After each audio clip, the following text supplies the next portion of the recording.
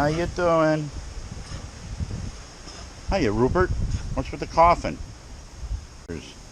So anyway, we got ourselves a nice cowboy steak here. Hey, take care of the horses.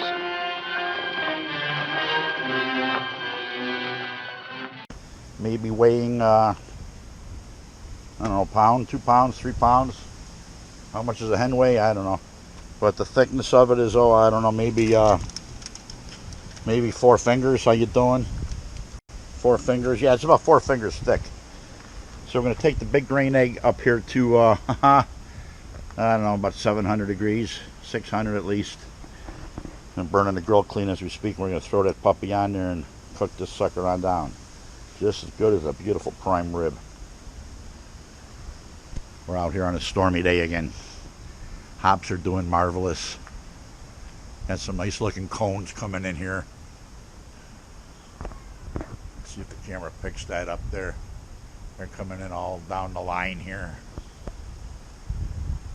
Getting a good crop this year, so we'll be brewing again in the morning here.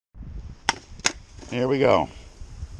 With the 4 finger thick cowboy steak. Oh my God. 3.5 pounds. I just thought a wrapper. She's on. And we're not going to waste this garlic powder and stuff. Shake that on there. That's good enough. But there she is. Go on an open cook here. Hopefully we don't burn nothing down. She's really windy out today, and this temperature, this egg comes up quick. And you got your dampers open. But we got a storm brewing out there. We're just passing anyway. But look at my lovely hops. Lovely, lovely, lovely. Coming in nice. They're coming in nice. And look at that Texas steer, whatever we call it. Cowboy steak.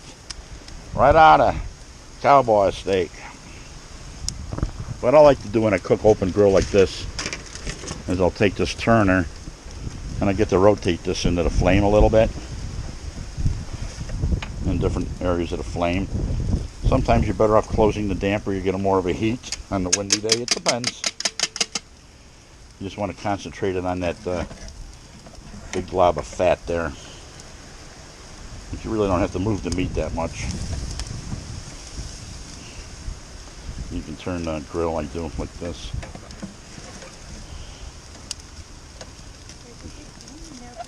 You can hear that sizzling nice. Looks like Rupert's thinking of having the bone on this one too, so we'll see. So we'll get back to you. I don't want to hold up camera this long. Alright, we just gave it one flip. After closing the damper, this is a multiple flip one. You see the fire getting hotter and hotter by the minute. With the wind out here, this thing can get out of control when temperature-wise. So we're careful we don't walk away and burn up a good piece of meat. How you doing? We'll take this till we see flame again, and then we'll close it on down. A couple minutes on that side and do another flip, and then we play the blood game. And if not, I got a gauge to stick her with to see if she's medium. So here comes the flame now. I got to get back to paying attention. I do believe we just gave this Texas steak, the cowboy steak I call it there, its final flip. Not 100% sure, but we're running a gauge on there. We're only at like 125 or something. We got to come up. We want to be in the 145, 150 range to have a medium type steak. Of course, you can't medium well. You can't even trust your gauges. So, and when I do a brewing, you see me use multiple gauges. Oh boy, that smoke's getting me. Let's open a full burn here. Let's get this sucker done. I'm hungry. The only way to get it in your stomach is to get it cooking. Now I'll be watching for blood to tell me it's at that stage. So that's it for now. We like to cook some of the grizzle and the fat. Turn it up on its edge, give it a little flame there. Oh man, oh boy, it flipped itself. So we just pulled off the big cowboy steak here. We're going to take her in the house and get her in our gut.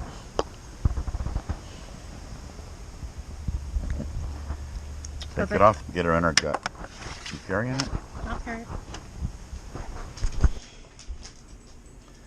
We got the cowboy steak off the grill, and we slice up in little slices like this, and the wife and I enjoy it. Mainly a little salt, a little pepper. We'll have this with a nice salad here, like anybody out there cares, but we do put on a beautiful steak. I want to get at some of that grizzle yet, so off we go. Here comes the snake of loveliness. I hope I got enough room in this keg. I hate overflowing. There we go. Last bit. I saw a little bit of shrub come out, and we're going to shut it down in a second. Oh, she's still coming. Oh, I hope we didn't put too much in here. There we go, another piece. And that's it right there. How you doing? We're going to get a reading on Iron Pour Blood 2, the second batch. So what we got here is a Berry Vision by the Big Ditch Company here. It's a sour. Berry, never had one of these, so we're going to... So this is a sour ale, comes in at 5.4%, I believe. So we're going to pour one of these in, it's like a popsicle. Pulled up in front of the orchestra people, and they're like, I don't know why the head is huge on this. It's it's taking forever to pour this one. oh, I didn't want mine. I had... I'm going to color that.